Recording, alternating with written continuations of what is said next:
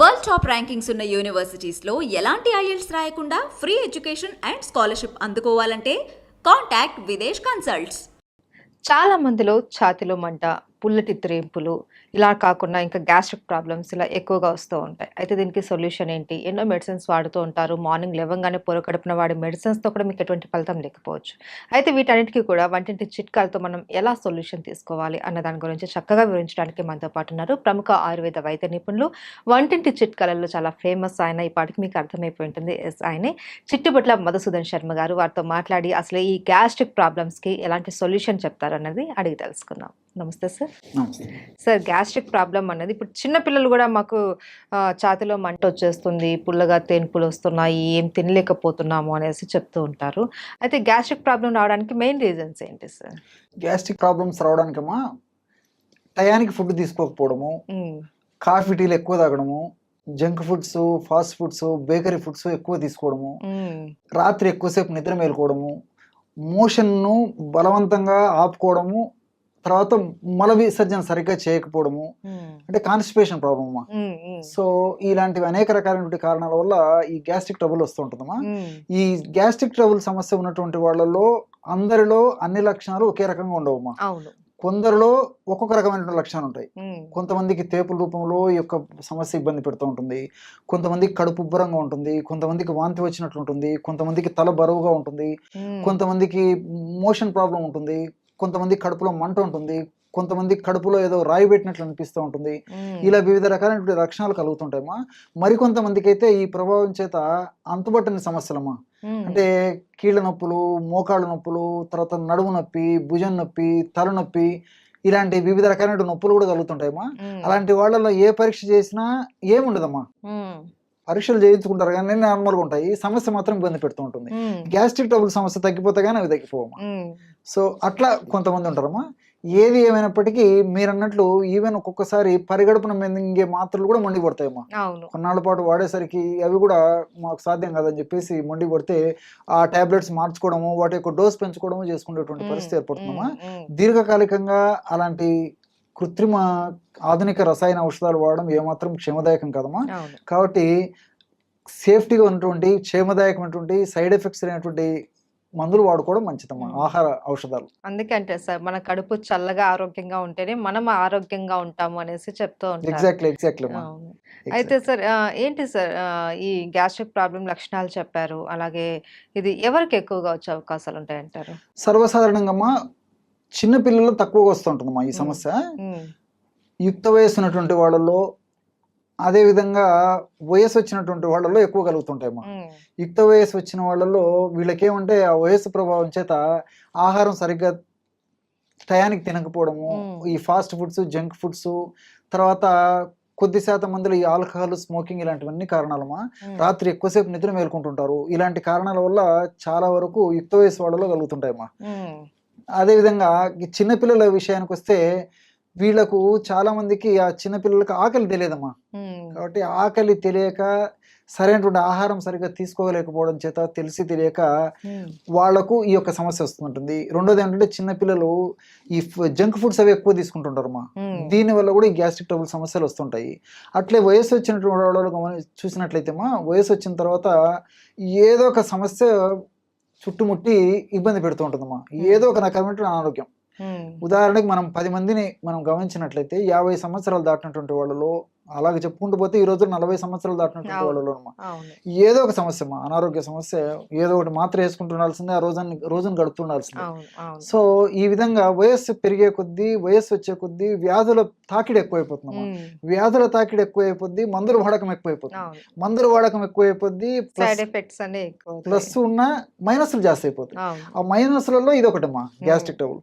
So వాళ్ళు చాలా suffer అయిపోతుంటారు అనమాట.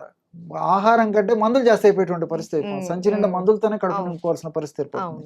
దీనివల్ల ఈ యొక్క జీర్ణ వ్యవస్థ అంతా అతలాకుతలమైపోయి వివిధ రకాలైనటువంటి గ్యాస్ట్రిక్ ట్రబుల్ సమస్యలు వస్తుంటాయి. కాబట్టి అందరికీ వస్తాయి, కానీ ఒక్కొక్కరికి ఒక రకమైన కారణాల వల్ల లక్షణాలు కూడా ఒక్కొక్క విధంగా ఉంటుంటాయమ్మా. అయితే కారణాలు ఏవైనా సరే సార్, ఈ ప్రాబ్లం అన్నది చాలా సివియర్‌గా ఉంటుంది. చాలామంది ఇబ్బంది పడిపోతూ ఉంటారు. అలాంటప్పుడు ఏం చేయాలి సార్? మనకు వంటింట్లో దొరికే చిట్కాలేంటి? దీనికమ్మా అన్ని మనకు తెలిసినట్టువమ్మా, హ్మ్.